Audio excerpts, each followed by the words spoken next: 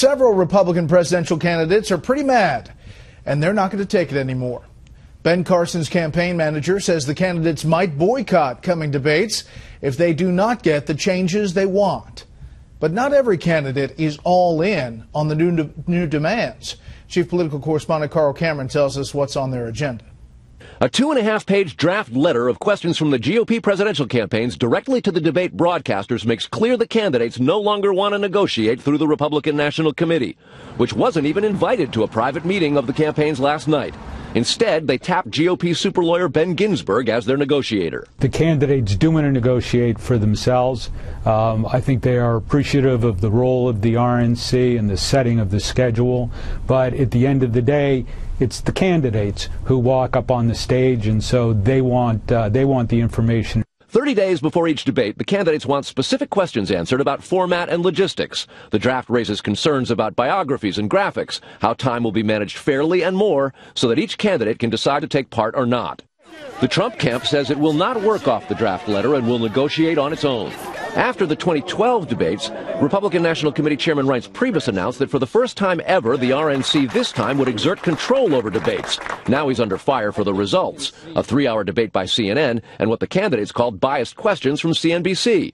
The GOP chairman insists the candidates are not cutting the party out. But no, the truth is we're involved, we're in control, we're setting the calendar. In fact, if what happens from last night goes forward, I think it's exactly where we want to be.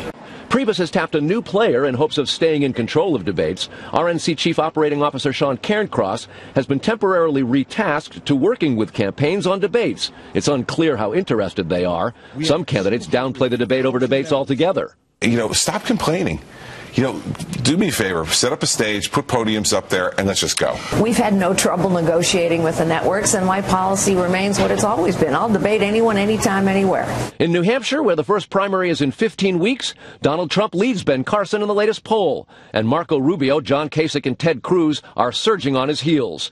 Jeb Bush has slipped to 6th in his must-win state. If you watched the debate, you probably came away thinking that the election's about sound bites. In Florida, Bush tried again today to reboot his campaign with bus tours in his home state and New Hampshire this week.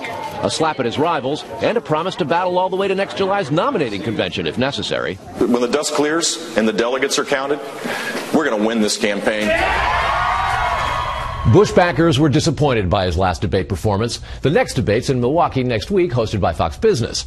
The candidates say they don't expect their demands to be addressed for FBN's debate next week, but they will for the rest of them, Bret. Yeah, but not every candidate is signing on to this list of demands. Not that they'll sign the letter, but they're all going to negotiate, whether it's with Ginsburg at the helm. It's not going to be Reince Priebus and the RNC at the helm, or in the case of Trump and Kasich, they'll negotiate for themselves. And you can tell from Christie and Fiorina's remarks that they may not sign it either because they're going to want to be independent, ask their own questions, and make their own decisions without help. Okay, Carl, thank you.